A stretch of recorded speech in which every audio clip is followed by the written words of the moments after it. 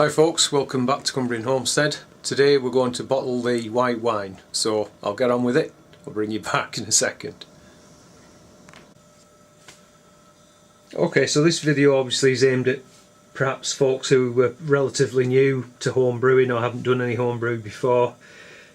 For those of you who know all this process, obviously just skip the video or whatever you want. But anyway, I'll just say what I'm doing in terms of preparation. So I've got, this is actually like a thing used for rinsing babies' bottles out with, but obviously it's ideal for home brew. And all I've got in here is a 10% solution of sodium metabisulfite, which is 100 grams in a litre of water, dissolved. And then all you do, you just get the bottle, give about 3 or maybe 4, and that'll do. And then just let it drain a little bit.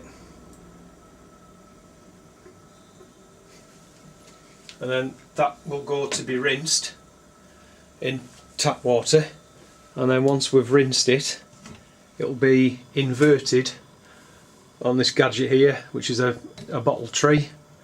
So basically the idea is once you've rinsed it out, you just invert the bottle. Whoops, where am I at? There, just invert it and stick it on one of those things and it'll drain all the water out. Again, available from most homebrew stores, online or in the high street, whatever. So just make sure that I've got 30 bottles there, and I'll sanitize each one.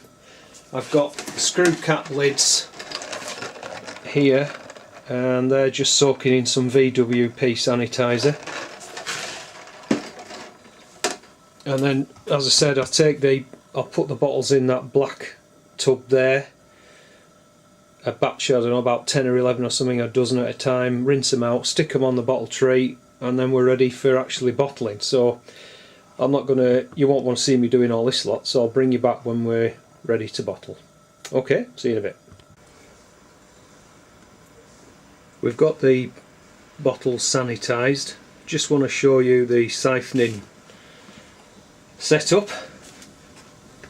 So this bit would go on the bottom of the vessel and sit basically on top of the layer of sediment, and that obviously prevents it from being drawn up. Then that connects onto there, and what I do is I tend to run that under very hot water to soften it up a bit, because this is goes quite stiff, this type of food grade plastic. I don't know how long that tube is, it's probably a good 4 feet I guess. And you notice at the end here there's a siphon clip, so when you're bottling you just push that in.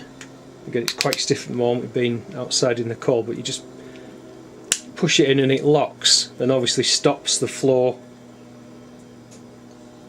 Can you see it there, look how it pinches the tube. Yeah, so it just stops the flow, and then when you've bottled that, you just get your next bottle and then just flip that catch off and away you go again. So that's a pretty nifty device, siphon tube clip. And then we've got another clip here which actually holds the whole lot onto the side of your fermentation bucket. So that actually goes on sort of this end here, it pushes into this bit here, and then that clips over the edge of your fermentation bucket.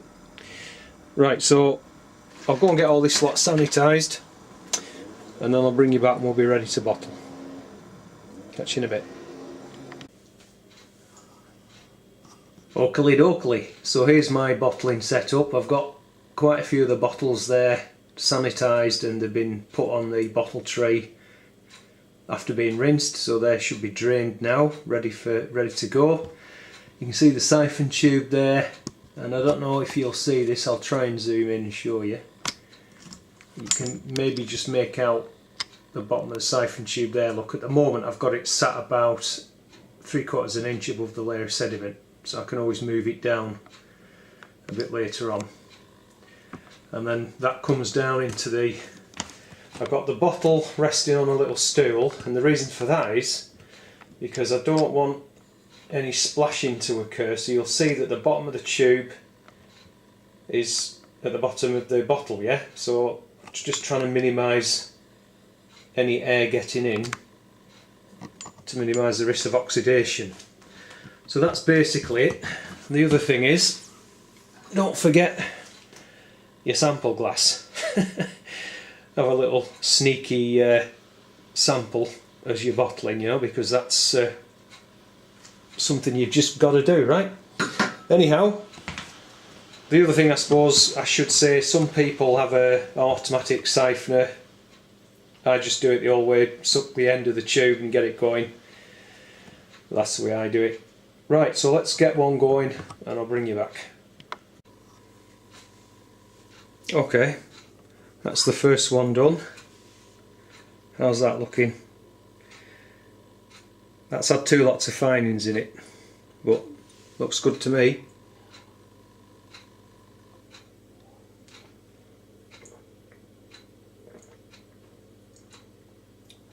Oh, totally happy with that.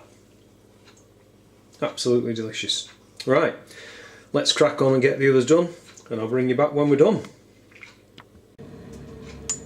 Okay, we're getting near, just wanted to show you this, we're getting near the bottom now. You can see the bottom of the siphon tube just there, and the sediment's about here. So a tip is to just get yourself a thickish book or something and just gently put it under the back of the vessel, so you're tilting it forward a bit, and that just helps to maximise the amount of wine you can get out before you start drawing, the risk of drawing up any sediment. So I just wanted to show you that. I'll bring you back in a few moments. Well, that's it, job done. We've got 27.5 bottles that batch yielded. In the last half a bottle there, I was a bit careless. It just slightly got up a little bit of sediment, but that's not a problem. If that happens, just put it in the fridge for 12-24 hours and that should clear, no problem, and then just decant or siphon it off again and you'll be fine. So I hope that's been useful, this series of videos on this easy white wine recipe, and I hope that you'll give it a go, and if you already have, let me know how you've got on. Any problems, let me know, and I'll really be happy to try and help where I can. Just before I end this video, I want to give a couple of shout outs to some fellow home brewers, people after my own heart really. So one is Klaus from What We Do. He's over in Canada, and he's an enthusiastic winemaker. Not sure whether he brews beer as well, but he certainly makes wine.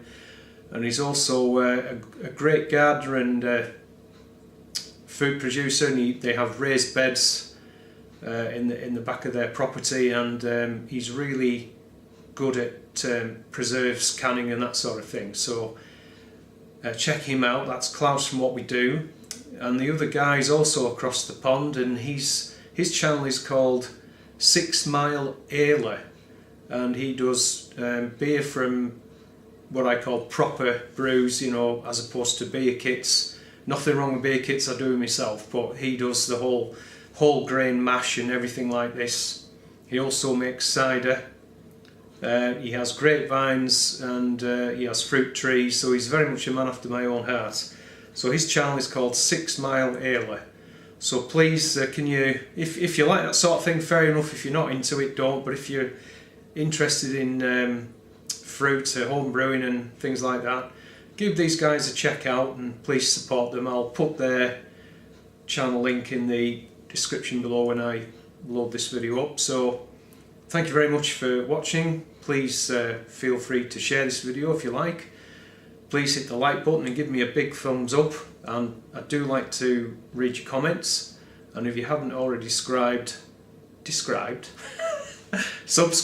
please subscribe, and I'll see you in the next one.